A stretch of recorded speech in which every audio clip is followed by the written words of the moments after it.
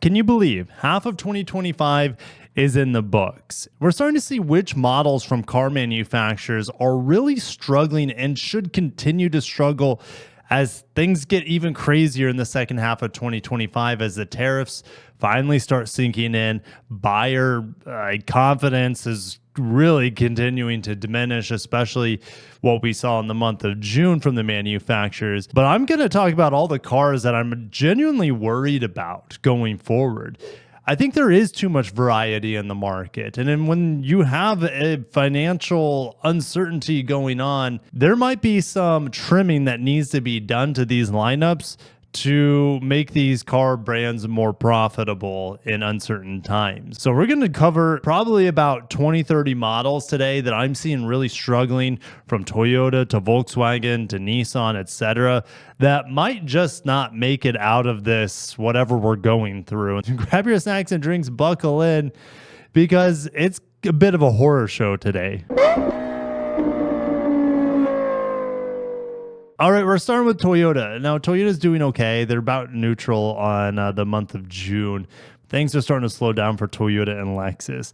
GR86, we're just going to start with that. GR86 down 20%, 7% on the year, but in the month of June is down 41%. This vehicle might be canceled soon, and that would also include the Subaru BRZ. Now, the Mirai, they sold 7 last month. Whatever, they can kill that. No one's going to care.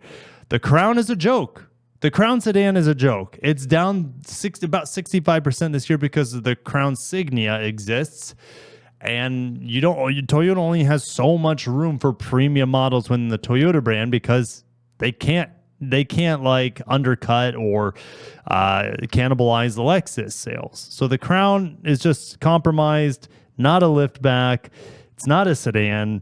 It's just a weird, funky little thing. It's not a bad car. It's just very expensive. And in today's market, you need to have like a home run when you're talking about a car that's, last one I reviewed, it was over $50,000, something like that. The Lexus IS, a little worried here. Now, it's already canceled in many markets because it doesn't meet emissions regulations. It doesn't meet safety regulations. So like IS, not doing well. RC is already canceled. ES is going to be okay because we just got the redesign and I will be driving it probably in December, January, something like that. LS is pretty much dead. This one hurts because this is what the Lexus brand was founded on. V8s, pure luxury, amazing ride quality, amazing materials, elite craftsmanship.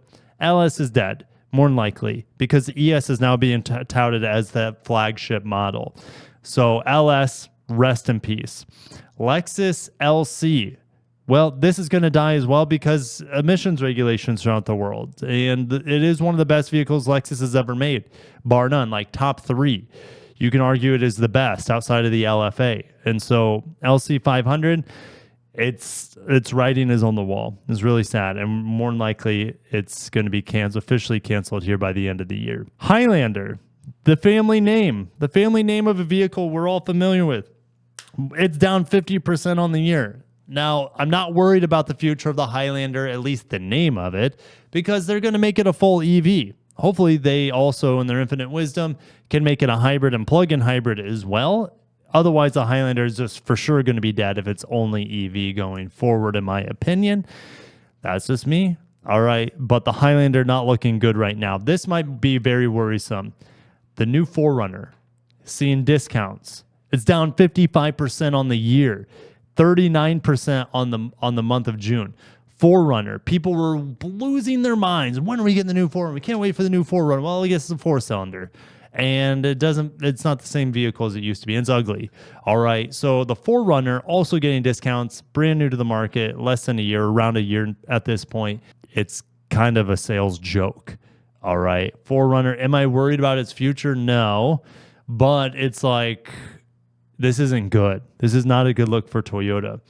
The Tacoma is up on the year, but the Tundra, it's not a good look either. Sales are down. We have the big twin turbo V6 engine issues, and it's not a good look for that vehicle. All right. Moving on to Lexus crossovers, Lexus UX. I don't even want to go down that route. It's selling actually okay, but it's not a good vehicle for the money. All right. Lexus RZ electric vehicle, whatever. It's not even worth talking about. RX. Lexus RX. Am I worried about the RX? No, it's still their best seller. The NX is a better vehicle overall. It's just a better packaged vehicle. The RX is just too frumpy and big at this point, and it's very expensive. So it's not a surprise to me to see the RX suffer here. And then we're going to move on to Honda. Honda, there's a lot of vehicles I'm worried about in their lineup. All right, the Accord is getting outsold by the Camry almost 3-1 this year, and I don't know what's going to happen to it. Supposedly, production's supposed to go to like Indiana or something, and get canceled in the Marysville auto plant where it's currently built. I don't know. Accord, it's just falling like a rock, and it has been for a couple years now. Another vehicle from Honda / Acura that I'm really worried about, Integra. It's down 27% on the year. It's down 35% on the month. Integra is also made in Marysville Auto. TLX is dead. I'm pretty sure it's going to be canceled by the end of this year. So rest in peace, TLX. We can probably put a fork in it at this point, which is kind of sad. Very, very sad. MDX. This is very, very worrisome from Acura here. Their traditional cash cow, it's down 15% on the year and is down 22% on the month. The RDX is also the second best selling vehicle for Acura and is down 31% on the month and 11% on the year. I'm really worried for Acura. It's not looking good for them. We're going to keep moving. Mazda, the Mazda 3 is down 28% on the month, down 5% on the year. You know, we know sedans are hit or miss right now. What's really worrisome is the CX-30, down 50% on the month, guys. Why is it down so much? It's down 32% on the year. This is a big volume seller for them, and it's just absolute tanking right now. CX-90 and the CX-70, I'm a little bit worried for them as well, with the CX-90 being down 26% on the month. What a swing, because it's up 22% on the year, but we're seeing a nosedive for the desirability of the CX-90. There's a lot of them out there, so it's not like it's a volume issue. It's a market demand issue, and people are not interested in the CX-90 right now. All right. Probably doesn't help that the reliability on that vehicle is all over the place. All right. Sentra, not worried about the Sentra. It's getting a redesign soon, actually this year. So maybe that's why the volume is down on the quarter. Is they're getting ready for the redesign? I don't know. Frontier is down, but they were overproducing it for a long time and over incentivizing it. So I think they're just trying to meet demand there. A little worried for the Armada here. Not massively down, but Nissan, it's actually not that bad right now for them. So I'm going to move on. Now, Mitsubishi, I'm extremely worried for the brand. The Outlander, their cash cow, their best-selling vehicle, and by far their best vehicle, is down about 3,000 units in Q2. It's down about 5,000 units for the year of 2025. That shouldn't happen. But Mitsubishi buyers, on average, they don't have a lot of money. So they're coming out and flocking towards and picking up the remaining Mirages because that vehicle's canceled. The outdated Outlander Sport selling okay, and the outdated Eclipse Cross, which the Eclipse Cross and Outlander Sport in the same segment. It's a bit of Mazda CX-5, CX-50 conundrum. So it's really weird. Mitsubishi, all their vehicles come from Japan. I'm really worried about Mitsubishi stateside. Subaru has been crushing it the last 3 years, but look at this huge downturn. Almost all their models I'm a little worried about. The Subaru Ascent, I've been worried for a long time. It's not competitive. Its sales volume goes down and down and down and down every single quarter. All right. No exception here. It's down 48% on the quarter. BRZ, again, niche product, doesn't really compute here. Forester's fine, but Impreza's heading in the wrong direction, down 16% on the month of June. Legacy, rest in peace. That's officially canceled. Outback, this is worrisome. Outback is plummeting. Again, maybe the more expensive crossovers in these lineups, we saw the Outlander go down in sales. The Outback's down almost 40% on the month of June. That's crazy. Anybody saying, Kirk, hey, they're getting ready for the redesign? Maybe. Down 40%, that is a catastrophe. And WRX down 75%. All right, I just made a video on the next gen WRX. It's likely to continue on in a hatchback based off of the Impreza's body that we get. That's great, but this vehicle was an afterthought for Subaru to begin with. All right, the current generation WRX.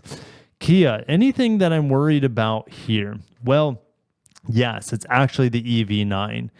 They're selling at about half of the volume they did last year, and it's a brand new vehicle. But three-row expensive EVs, there's not a market for them. EV6, I'm driving the new one this week, but look at the sales volume. Also about half. All right, and less than half in the month of June. Not looking good for the EV6. It's too expensive. The one I'm driving this week has a sticker price of $60,000. Unless you get 20, 30 grand in incentives for a lease, who's going to spend $60,000 on a fully loaded EV6? Just absolute bonkers. Kia K4, though, this thing's crushing it. I'm good. I'm happy that the K4 and the K5 are doing well, but this is not a video about vehicles doing well. The Niro in the dumps, and it keeps like sliding. And I don't know why, because hybrids are hot right now. Riddle me that, guys. Seltos, subcompact crossovers. This segment is hit or miss. Absolutely. Down 8,000 units this year. It's in need of a redesign at this point. Sportage is actually down on the month, but up on the year. But that's about it for Kia. Carnival's crushing it. Telluride crushing it. All right, let's move on to Hyundai. You know, we just saw Kia doing pretty well, except for a few vehicles. Ioniq 5, one of the best EVs on the market. Ooh, let's zoom out. It's up on the year, but it's heading in the wrong direction. And we're seeing reports from Korea, where they build a lot of EVs at the Ulsan plant there, that they're shutting down production multiple days because there's not the demand for the electric vehicles, despite them having some of the best, not there. The EVs right now are plummeting in demand in many, many markets. Not China, maybe not Europe, but once the incentives are pulled out of these things, especially in the United States, they're going to plummet in desirability. All right. Kia, I think over in Korea, they stopped incentives on these electric cars and no one's buying them. All right. Ioniq 9 just hit the market. So it's hard to report on that, but it's not going to do well. Look at the Kia EV9. They're very similar vehicles. The Kia EV9, the sales are a joke right now. Kona, down 14% on the month. Again, subcompact crossovers. The Santa Cruz, this vehicle, this fake truck, it's not body on frame. Like you say, the Maverick is a fake truck. The Honda Ridgeline is a fake truck. That's fine. But the Santa Cruz is in the absolute dumps right now. They never gave it a hybrid. The styling is neither here nor there. It doesn't look like a truck, and it's not tough enough. It's weird. It's a weird vehicle. They gambled big time with it, and it was a bad gamble. All right. Sales keep plummeting on the Santa Cruz. Sonata, not looking good, but the Sonata is probably not going anywhere after the Koreans are saying that no one wants EV sedans at a high volume right now. All right. So that's about it for them. And we'll finish with Volkswagen. I tried to look up Ford and General Motors, and I can't find like a hard sales sheet like this. They just kind of like make these fancy press decks with like almost essentially it's like a slideshow to impress investors, and they don't talk about the individual sales volume. They're just like, oh, this vehicle's doing well, the hybrids are doing great, or we're doing great here. They don't talk anything about like what's not doing great. So I didn't include the domestics for that reason. But here we are. The Atlas, it's every vehicle. Every vehicle besides the Golf R for Volkswagen is in the dumps. Volkswagen stopped sending vehicles to the United States with uncertainty on tariffs. That could be it. If Volkswagen continues to decrease 30% quarter over quarter, they're not going to be in the United States for much longer. This is an absolute bloodbath.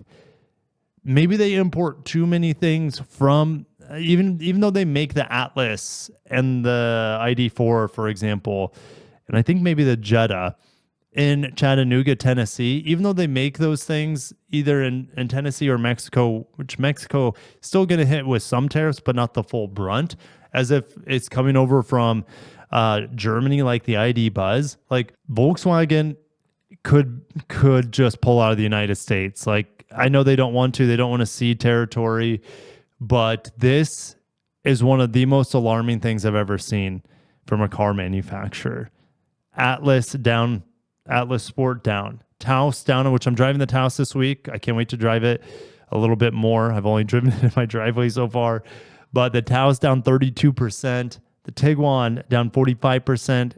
In light of a redesign, I don't know what's going on there. Maybe they haven't switched over production to meet. I just don't know.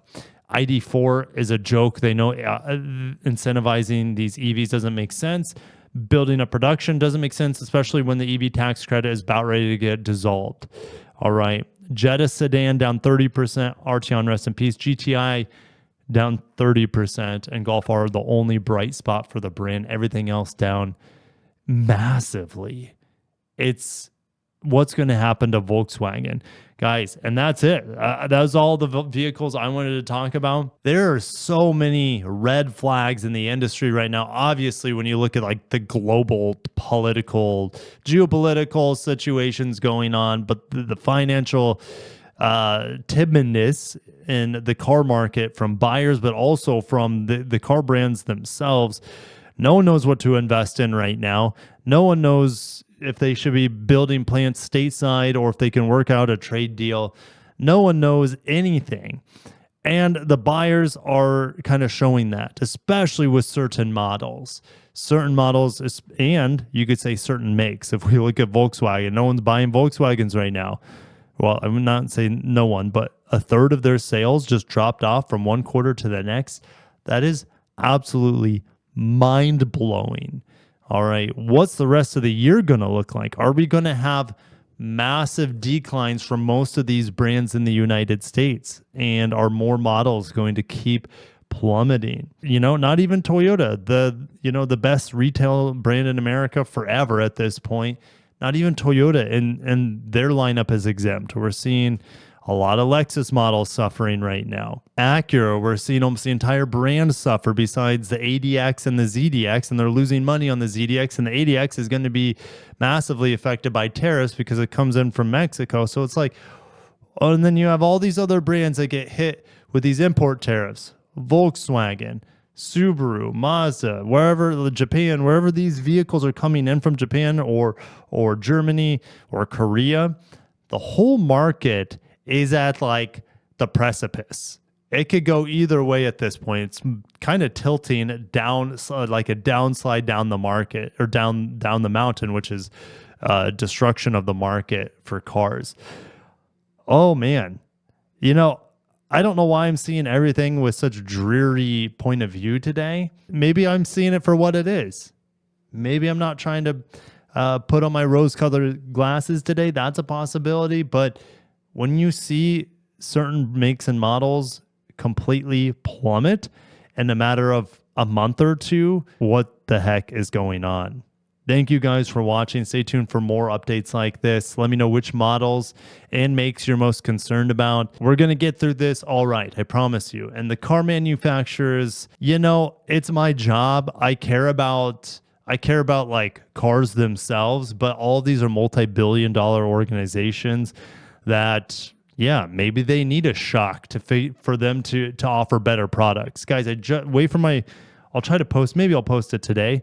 The GMC Denali that I drove this week was one of the worst vehicles I've ever driven for a brand new car. Like, it was $45,000 and a big piece of junk.